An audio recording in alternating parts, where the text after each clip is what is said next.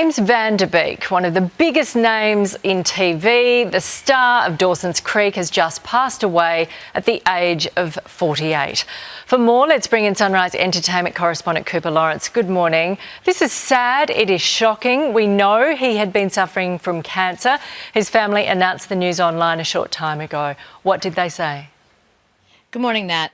Well, they posted that, we knew that he was battling colorectal cancer. He talked to us about it. He was diagnosed in 2023, and he told us about it in 2024. And what he said was very interesting.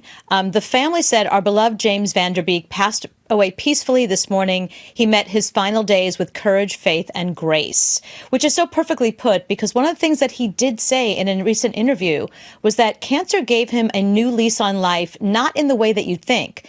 While he loved his family and wanted to spend time with his family, he said he actually refound his love for acting. He was thinking maybe of stepping away from the business, but then once he was diagnosed, he realized that he loved to tell stories.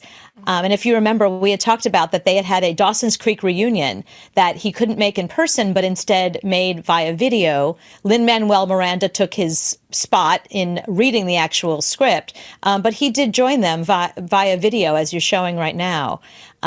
So what's very interesting also, so it's a little too soon to get celebrity reaction, but his good friend Sarah Michelle Gellar did comment on the post. She said, "I'm so sad for your beautiful family. While James' legacy will always live on, this is a huge loss, not just to your family, but to the world." Yeah, we remember showing that video, and it was obvious how sick he was, wasn't it? He had a big family too, didn't he, Cooper?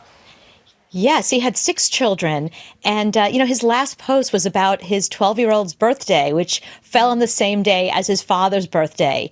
And, he'd always been a family guy, but he said, again, while this sounds like something so unimaginable, but he said that cancer was actually a good thing because it gave him a wake-up call about how much he loved faith and his life and his family, and it really drew him closer to his fans. So while we're sad because 48 is so young and he was so beloved, he was very clear about the fact that he was spending his last years just full of love and work and doing everything that made him happy. He was doing everything on his bucket list. Yeah, well, that is one thing, and it sounds like his family were around him. Cooper, thank you very much. Thank you.